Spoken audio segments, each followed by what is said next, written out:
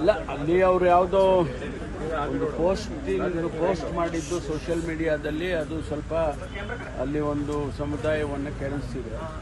ಅವರೊಂದು 200 ಜನ ಬಂದು ಪೊಲೀಸ್ ಸ್ಟೇಷನಲ್ಲಿ ಗಲಾಟೆ ಮಾಡಿ ನಮಗೆ ಅವನ್ನ ಹ್ಯಾಂಡ್ ಓವರ್ ಮಾಡಿ ನಾವು ಅವನಿಗೆ ಬುದ್ಧಿ ಕಲಿಸ್ತೀವಿ ಹಾಗೆ ಅಂತೆಲ್ಲ ಕೇಳಿದ್ದಾರೆ. ಅವರು ಒಬ್ಲೈಸ್ ಮಾಡಿಲ್ಲ. ಒಬ್ಲೈಸ್ ಮಾಡದೇ ಇರೋ ಕಾರಣಕ್ಕಾಗಿ ಅವರು ಪೊಲೀಸ್ ಸ್ಟೇಷನ್ ಮೇಲೆ ಕಲ್ಲು ತೂರಿದ್ದಾರೆ. ಆಗ ಪೊಲೀಸ್ನವರು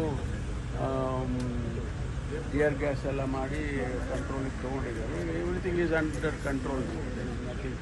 ಅವ್ರನ್ನ ಯಾರು ಕಲ್ಲು ಹೊಡೆದಿದ್ರು ಅವ್ರನ್ನೆಲ್ಲ ಅರೆಸ್ಟ್ ಮಾಡೋದಕ್ಕೆ ಹೇಳಿದ್ದೀನಿ. ಅವ್ರ ಮೇಲೆ ಕ್ರಮ ತಗೊಳ್ಳಿ ಅಂತೇಳಿ. ಈಗಾಗಲೇ ಅವನು ಪೋಸ್ಟ್ ಮಾಡಿದವನನ್ನು ಅರೆಸ್ಟ್ ಮಾಡಿದ್ದಾರೆ. ಅರೆಸ್ಟ್ ಮಾಡಿ ಅವನ ಮೇಲೆ ಏನು ಕ್ರಮ ತಗೋಬೇಕು ಕಾನೂನು ಪ್ರಕಾರ ತಗೊಳ್ತಿದ್ದಾರೆ.